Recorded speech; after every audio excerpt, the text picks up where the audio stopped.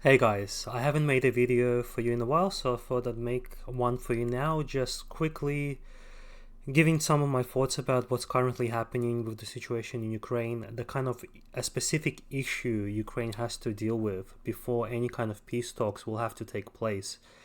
And of course, like always, I want to talk and start by exposing a few more of Ukrainian war crimes and talk a little bit about Johnny FD. So the first thing I want to show you is this segment. This is on One Plus One. It's a Ukrainian news channel that I caught, and what it shows is you've got this kindergarten with children playing, and in the background you have all these very proud and very stupid mothers building camouflage nets, and I'm assuming it's to disguise military equipment of some sort. And this whole segment is how, how great it is to find the spare time, while the children are playing, to build military equipment to help the war.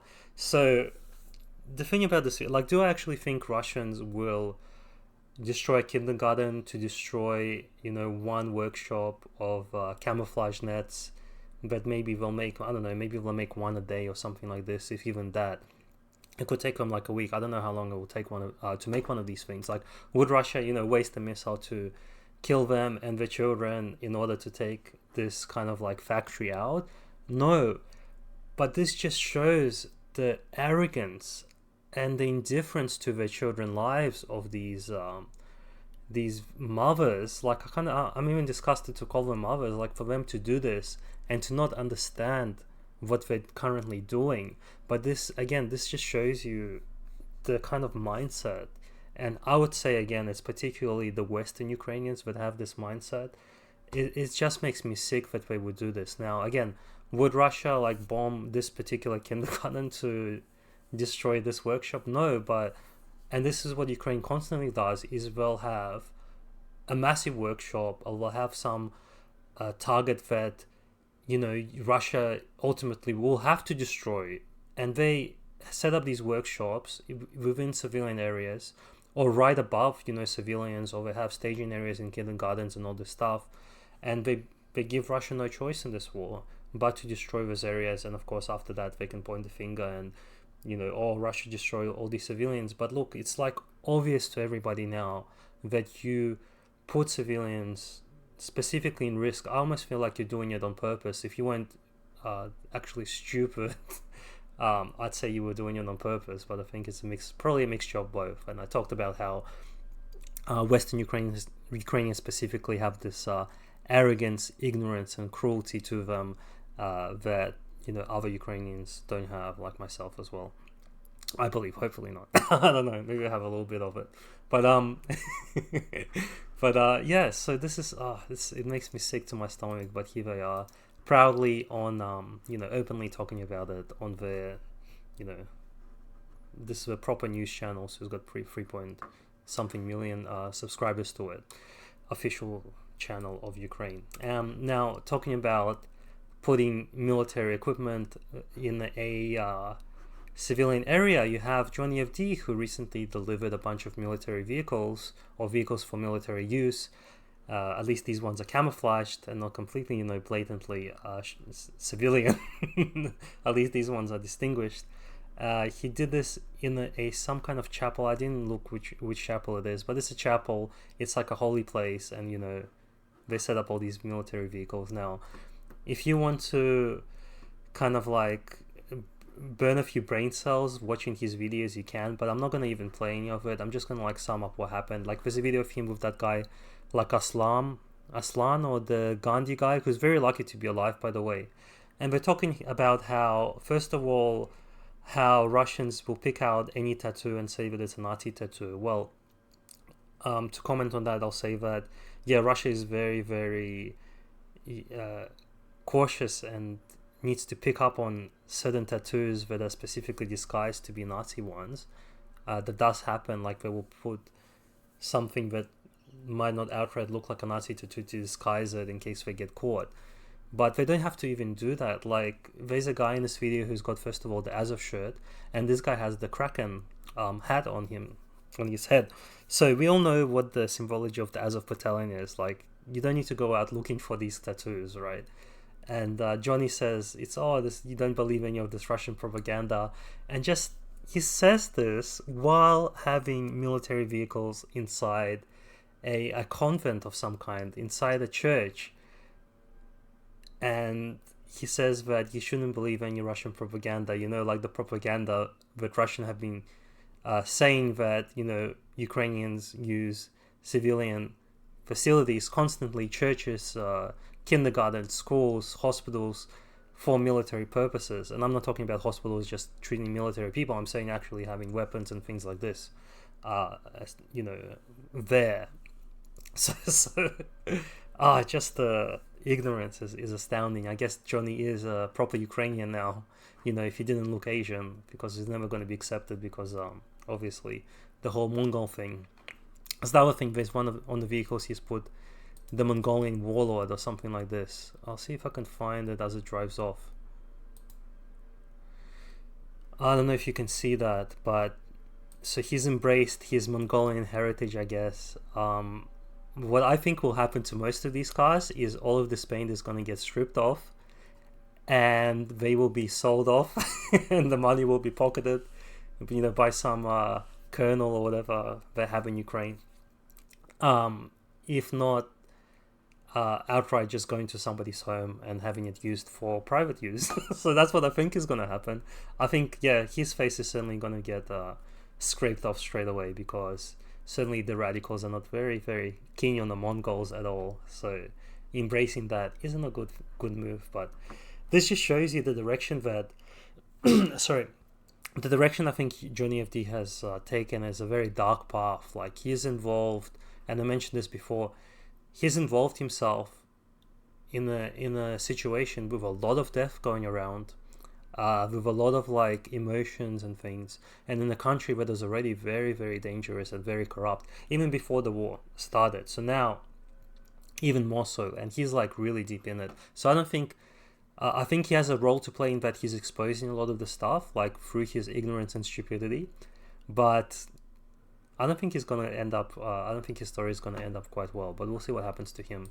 And the other thing he's already been noticed by some Russian channels is this clip, where he's very shocked. Most of them will respond. Actually, no. She's the first one even responding, Ukrainian. Yeah. Because everyone else just. He's basically very shocked that people in Odessa only exclusively speak Russian. Most of Ukrainians embrace the Russian culture, the heritage, and they don't want to worship Bandera. I'd say the majority of people are like that. Sure, they might want to be, closer to Europe just for the financial situation there, which, by the way, I don't think that's going to last. So I think the Ukrainians had this bad habit of picking the losing side, right before their collapse, which, especially Western Ukrainians, siding with Nazi Germany.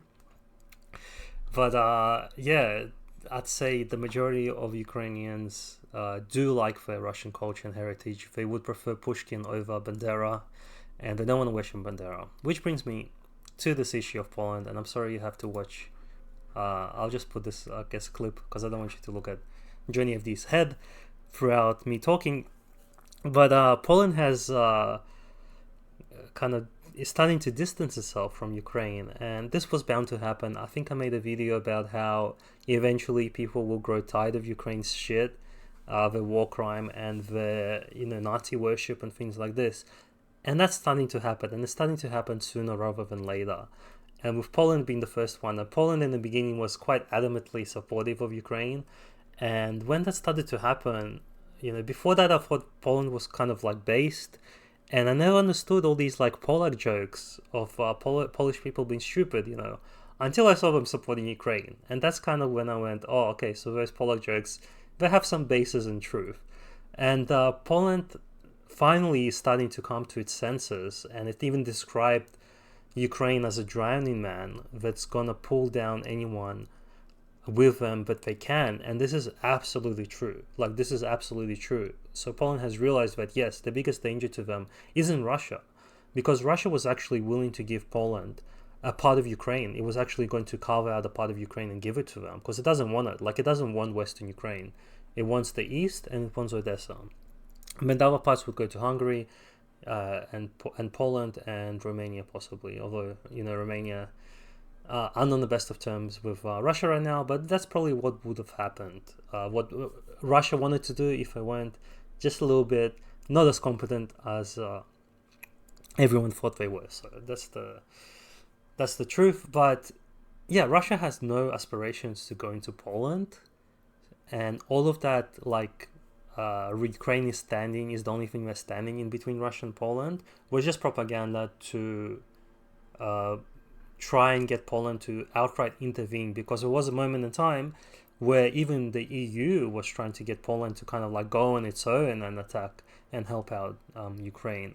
And Polish people realized, yeah, no, we're not going to be doing that shit. So we're good. We'll keep our country, in one piece, and we'll stop even, financially now funding Ukraine, and we're going to look after ourselves.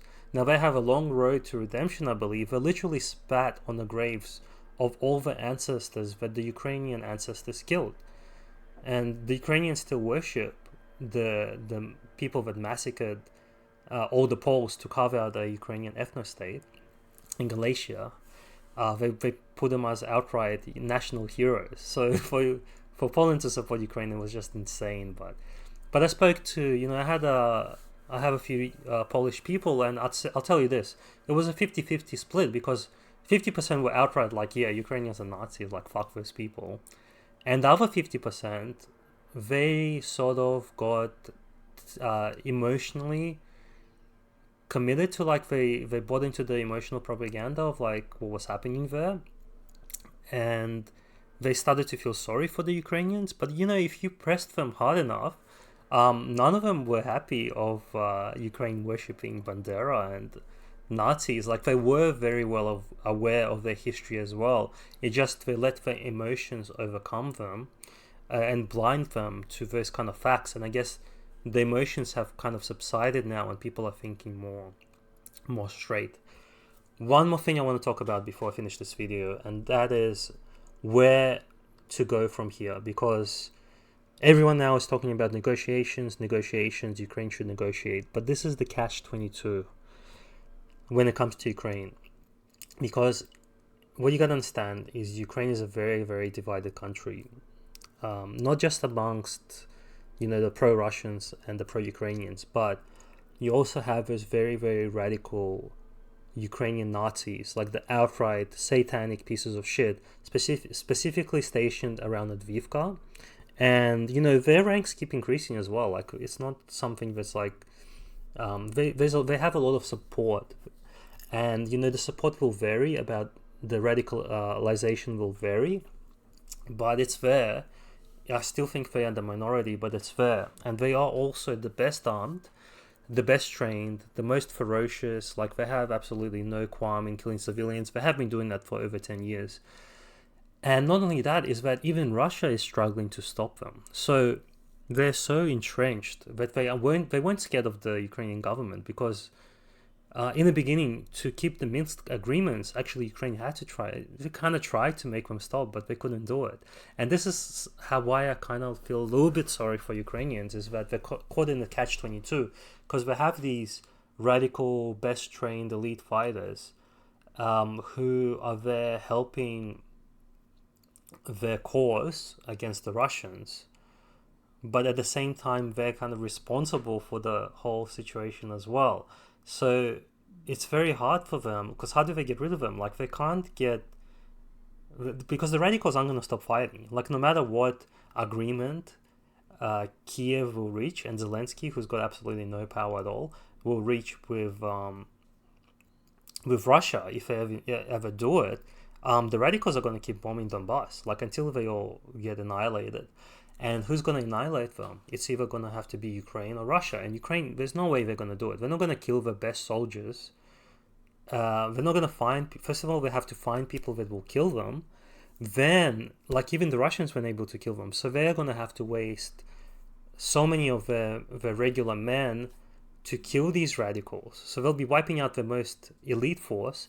They'll be killing off a lot of the men. They probably aren't going to even find a lot of people willing to fight them. It can create an outright revolution of people. Like, you don't know how many radicals are around that will just go, well, if the government is doing this, we're just going to take control now. And the regular people won't be able to do anything. So, I mean, they're not doing anything now. They did kind of vote Zelensky in because they wanted something more neutral and kind of pro-Russian, but it doesn't seem like they have the capacity to kind of outright stand up to the government. So they're kind of just trying to run away, actually. So hopefully a lot more people will run, but Ukraine might be left to the wolves if that happens. So the only way for negotiations to really happen now is for Russia to denazify Ukraine, is for Russia to wipe out all these people, specifically in Advivka, but then say they go to Kiev and like who knows, actually. This is the very, very complicated situation here, and why it's not easy to just say, hey, Ukraine negotiate and that's it. There has to be some kind of like agreement reached, or maybe some help with Ukraine actually helping Russians to get rid of these people there. So I don't know, and maybe America helping them out. There has to be some backroom deal done that will, from the fascist point of view, will sell them out, but it will actually save whatever's left of Ukraine, and that's what I hope will happen somehow. I have no idea how that will happen. I don't have enough information. I don't have enough, knowledge about all the different intricacies of what's happening there to do it. But yeah, this is the complicated thing, and I've got no answers for you. But but let's see what happens in the sad continuation, unfortunately, of events. So I hope you enjoyed this video that I made, and all the best, guys. Thank you for listening.